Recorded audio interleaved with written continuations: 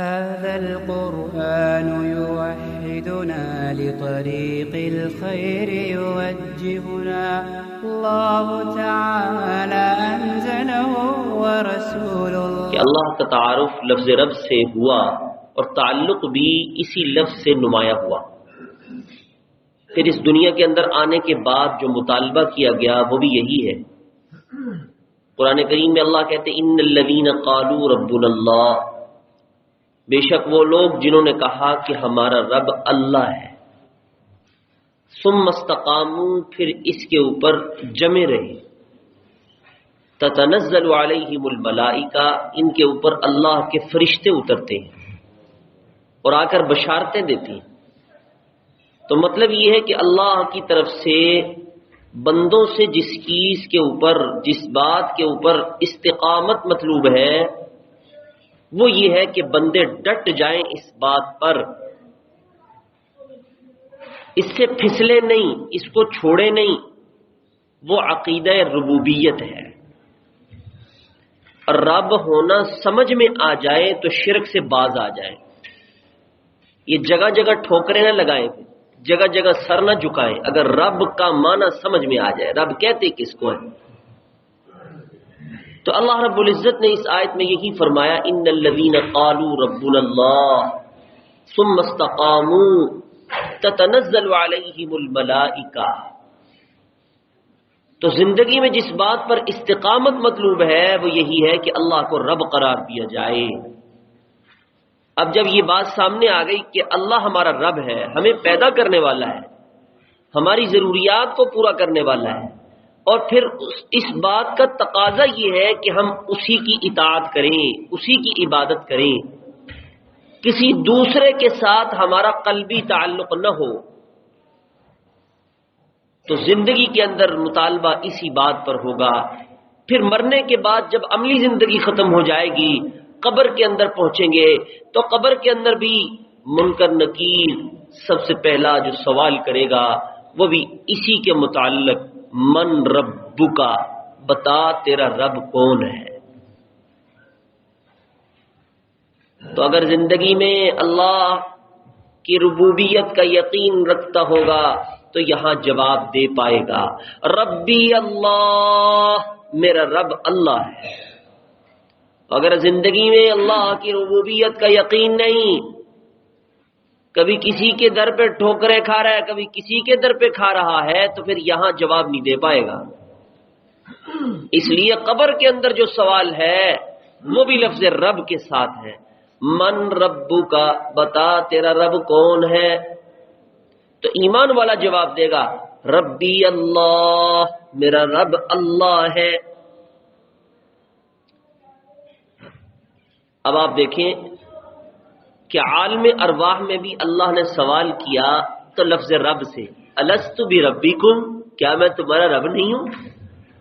اور پھر قبر میں جائیں گے تو فرشتہ سوال کرے گا تو وہ بھی لفظ رب سے، من ربک، تیرا رب کون ہے. پھر دنیا میں رہتے ہوئے جس چیز پر استقامت اللہ چاہ رہی ہیں وہ بھی اسی لفظ کے ساتھ بیان ہوئی ہے. ان الذین قالوا ربنا اللہ، بے شک وہ لوگ جنہوں نے کہا ہمارا رب اللہ ہے. ثم استقاموا، پھر اس کے اوپر ڈٹ گئے. تتنزل علیہم الملائکہ، اللہ کے فرشتے ان کے اوپر اترتے ہیں. تو گویا یہ رب ایسی صفت ہے، عالم ارواح میں بھی اس کا تذکرہ، عالم دنیا میں بھی اس کا تذکرہ، عالم قبر میں بھی اس کا تذکرہ، عالم برزخ میں بھی اس کا تذکرہ. اس لیے اللہ رب العزت نے قرآن کو شروع بھی لفظ رب سے کیا اور ختم بھی لفظ رب سے کیا ہے. رب العالمین، عالمین یہ عالم کی جمع ہے. عالم کا لفظ جو ہے یا تو علم سے مشتق ہے یا پھر علامت سے مشتق ہے. علم سے بنا ہے یا علامت سے بنا ہے. کس کو کہتے ہیں؟ ما یعلم بہ شیء، عالم اس چیز کو کہتے ہیں جس سے کسی دوسری چیز کا علم حاصل ہو. دوسرے الفاظ میں آپ اس کو علامت کہہ لیجئے. اور عالم ما سوائے اللہ اللہ کے سوا جو کچھ بھی ہے، جتنا بھی ہے، وہ اللہ کی معرفت کی علامت ہے، جس کے ذریعے اللہ کو پہچانا جاتا ہے۔ اس لیے اللہ کے سوا جو کچھ ہے وہ سب عالم ہے، عالم کا مصداق ہے۔ تو یہاں جمع لائی گئی ہے عالمین، یہ انواع کے اعتبار سے ہے یا جنس کے اعتبار سے، کہ اس کائنات میں جو کچھ موجود ہے، جس نوع سے تعلق رکھتا ہو، جس جنس سے تعلق رکھتا ہو، اللہ کی ربوبیت کا تعلق اس کے ساتھ ہے۔ پوری مخلوق کو عالم کیوں کہا گیا؟ اس لیے کہ صنعت الہی کا اثر ان میں ظاہر ہے۔ عالم کس کو کہتے ہیں؟ علی ثلاثۃ اقاویل، اس میں 3 قول ہیں۔ پہلا یہ ہے کہ انہ ما یعقل من الملائکۃ والانس والجن، کہ جن میں عقل ہے ان کو عالم کہا جاتا ہے، جیسے انسان ہیں، جنات ہیں، فرشتے ہیں۔ یہ حضرت عبداللہ بن عباس رضی اللہ عنہ کا قول ہے۔ اور دوسرا قول یہ ہے کہ العالم الدنیا وما فیہا، دنیا اور جو کچھ دنیا میں ہے وہ عالم کہلاتا ہے۔ اور تیسرا قول یہ ہے کہ ان العالم کل ما خلق اللہ تعالی فی الدنیا والآخرہ۔ حضرت ابو اسحاق فرماتے ہیں کہ جو کچھ اللہ نے دنیا اور آخرت میں پیدا کیا ہے سب عالم کہلاتا ہے۔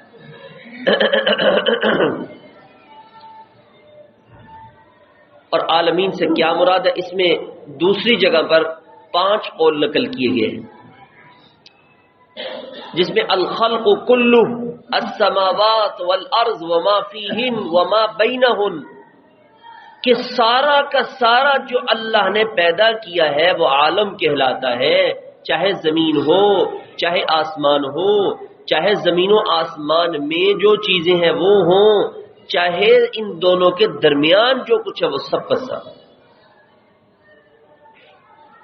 اور دوسری میں یوں ہے کل ذی روح دب علی وجہ الارض، ہر ذی روح جو زمین پر چلنے والے ہیں ان کو عالم کہا جاتا ہے۔ حضرت حسن بصری فرماتے ہیں جب فرعون نے حضرت موسیٰ علیہ السلام سے سوال کیا،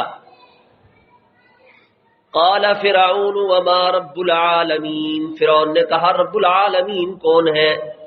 تو موسیٰ علیہ السلام نے فرمایا رب السماوات والارض وما بینہما، فرمایا رب ہے آسمانوں کا اور زمین کا اور جو کچھ ان کے درمیان میں ہے۔ تو یہاں عالمین کا لفظ کل کائنات کے لیے بولا گیا ہے۔ ایک قول یہ ہے کہ انہم الجن والانس، جن اور انسان یہ ایک عالم ہے۔ اور ایک میں یوں کہ انہم الجن والانس والملائکہ، انسان، جنات، ملائکہ یہ سب عالم ہے۔ انسان اور جن ایک عالم ہے، اس کی دلیل قرآن کریم میں موجود ہے کہ اللہ رب العزت نے انسانوں اور جنوں کو خطاب کیا ہے، یہ مکلف ہے۔ اللہ فرماتے ہیں لِيَكُونَ لِلْعَالَمِينَ نَذِيرًا، اے پیغمبر آپ عالمین کو ڈرانے والے ہیں، اور آپ کے مکلف، آپ کے خطاب کے مکلف انسان ہے اور جنات ہیں۔ تو انسان اور جنات ایک عالم کہلاتا ہے۔ حضرت ابو عبیدہ فرماتے ہیں عالمین کا لفظ 4 قسم کی مخلوق کو شامل ہے، فرشتے، انسان، جنات، شیاطین۔ حضرت ابو سعید خدری رضی اللہ تعالیٰ فرماتے ہیں کہ اللہ نے 40,000 عالم پیدا کیے، مشرق سے لے کر مغرب تک ایک عالم کہلاتا ہے۔ حضرت سعید بن المسیب رحمۃ اللہ علیہ فرماتے ہیں اللہ رب العزت نے 1000 عالم پیدا فرمائے ہیں، جن میں سے 600 عالم سمندر میں اور 400 خشکی پر پیدا فرمائے۔ حضرت مقاتل بن حبان کہتے ہیں اللہ نے 80,000 عالم پیدا فرمائے، 40,000 سمندر میں اور 40,000 خشکی میں۔ حضرت وہب بن منبر رحمۃ اللہ علیہ فرماتے ہیں اللہ نے 18,000 عالم پیدا فرمائے ہیں، جن میں سے یہ کل کائنات ایک عالم ہے، اسی جیسی اور بھی مخلوقات ہیں۔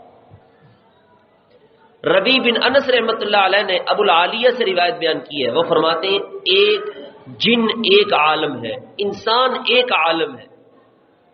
اس کے لیے زمین کے 4 کونے اور چاروں کونوں میں سے ہر کونے میں 15,000 عالم موجود ہیں۔ حضرت کعب بن احبار فرماتے ہیں کہ صحیح بات یہ ہے کہ عالمین کی تعداد اللہ کے سوا کوئی نہیں جانتا۔ اللہ خود کہتے ہیں وَمَا يَعْلَمُ جُنُودَ رَبِّكَ إِلَّا هُوَ، فرمایا تیرے رب کے لشکروں کو اللہ کے سوا کوئی نہیں جانتا، تیرے رب کے لشکروں کو اللہ کے سوا کتنی مخلوقات، کتنے عالم اللہ نے پیدا فرمائے۔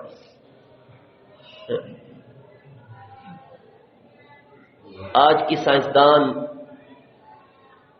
کیا کچھ سامنے لا رہے ہیں، یہ زمین کا کرہ، اس سے باہر نکلے فضا میں مختلف، پھر چاند، مریخ، یہ مختلف جتنے بھی ہیں ان سب کے اوپر مخلوقات آباد ہیں۔ تو سائنسدان کیا کچھ سامنے لا رہے ہیں کہ وہاں کی مخلوقات، ان کی طبیعتیں، ان کے مزاج، ان کا کھانا پینا یہ ہے کہ یہاں سے مختلف ہو۔